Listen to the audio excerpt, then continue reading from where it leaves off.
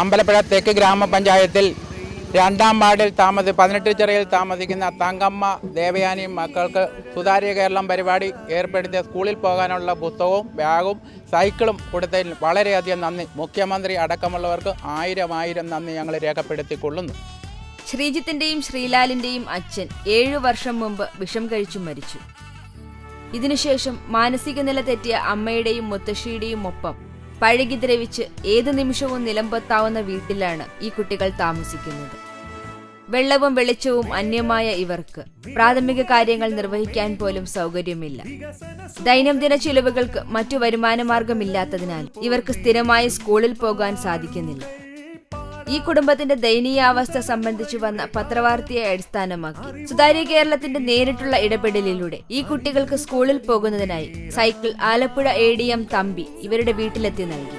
സുതാര്യ കേരളത്തിൽ വന്ന അപേക്ഷയുടെ ഭാഗമായിട്ടാണ് ഈ കുഞ്ഞുങ്ങളുടെയും തള്ളയുടെയും അമ്മൂമ്മയുടെയൊക്കെ പ്രശ്നങ്ങൾ ശ്രദ്ധയിൽപ്പെട്ടത്. അതുപ്രകാരം ആണ് ഇന്ന് ഒരു സുബനസ്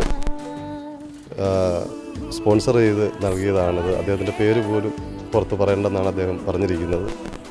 കൂടാതെ ഇവർക്ക് NFBS പദ്ധതിയിൽപ്പെടുത്തി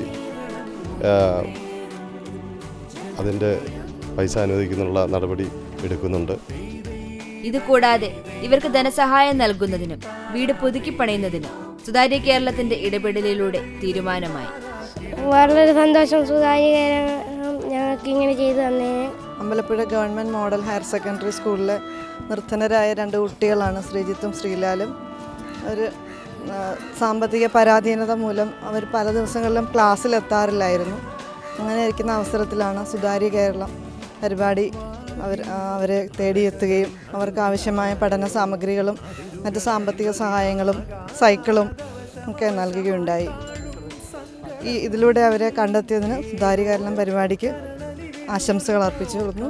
മുഖ്യമന്ത്രിക്കും ആശംസകൾ അർപ്പിച്ചുകൊള്ളുന്നു.